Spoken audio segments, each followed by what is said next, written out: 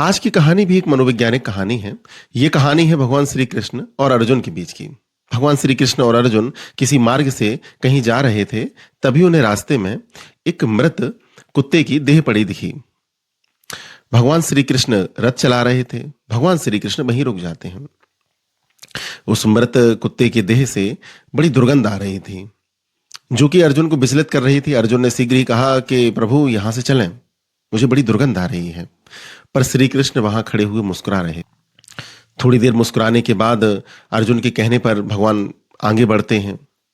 आगे पहुंचने पर अर्जुन भगवान श्री कृष्ण से प्रश्न करते हैं कि प्रभु मुझे एक बात समझ में नहीं आई। वहां पर एक मृत कुत्ते की देह पड़ी थी जिससे दुर्गंध आ रही थी, लेकिन आप बड़ा मुस्कुरा रहे थे, ऐसा क्यों? भगवान श्री कृष्ण कहते हैं कि अर्जुन, तुमने शायद ध्यान से नहीं देखा, उस कुत्ते के दांत देखो कितने चमकदार थे। जब ये कुत्ता जीवित होगा तो इसके दांत कितनी शोभा बढ़ाते होंगे। बिल्कुल मोतियों की तरह वो चमक रहे थे और उन्हीं चमकदार दांतों को देखकर मैं बड़ा प्रसन्न हो रहा था। अर्जुन कहते हैं पर प्रभु उससे तो दुर्गंध आ रही थी।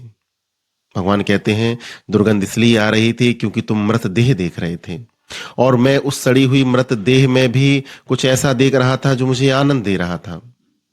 तो ये कहानी हमें सिखाती है कि आपका जैसा दृष्टिकोण होता है, आप जो देखना चाहते हैं, आपके अंदर भी वही पनपता है।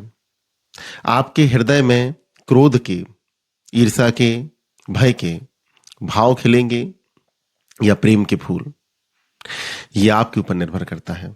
आप अपने मस्तिष्क में किसी पक्ष की किस जानकारी को प्रोसेस करते हो, ये आपके ऊपर निर्भर करता है।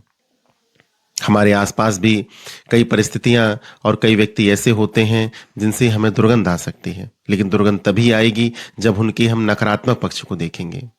उनके अंदर भी आप ध्यान से देखेंगे तो आप पाएंगे कि कुछ ऐसा है जिससे प्रेम किया जा सकता है, जिसके प्रति करुणा बरसाई जा सकती है। और ये प्रेम और करुणा किसी के अंदर नहीं, सिर्फ आपके अंदर ही परिवर्तन लाते हैं।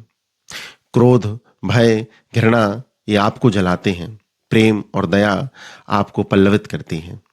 तो निर्णय आपको लेना है कि किस तरीके के विचारों को आपके अपने मस्तिष्क में प्रोसेस होने देना है।